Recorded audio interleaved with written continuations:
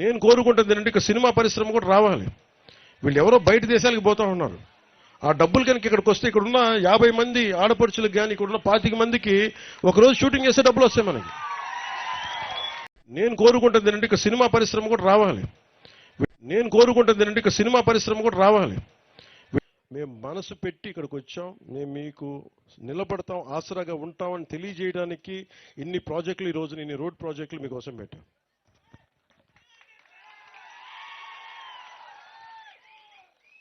ఈరోజు ఇప్పుడు మనం 19 పనులు ప్రారంభించాం.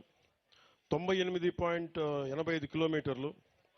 దీంట్లో 105 కోట్ల 33 లక్షలు మనం జాతీయ ఉపాధి హామీ పథకం, దాంట్లో జాతీయ ఉపాధి హామీ పథకం నుంచి 72 కోట్ల 20 లక్షలు, 33 కోట్ల 13 లక్షలేమో పంచాయతీరాజ్ మనకి ఇంజనీరింగ్ శాఖ నుంచి. వీటికి లబ్ధి పొందేది 72 గ్రామాలు. జనాభా 4369 మంది. సరిగ్గా చెప్పాలంటే అనంతగిరి మండలం పినకోట గ్రామ పంచాయతీ గుమ్మంతి గ్రామం నుండి రాచకిల్లం గ్రామం మీదుగా రెడ్డిపాలెం గ్రామానికి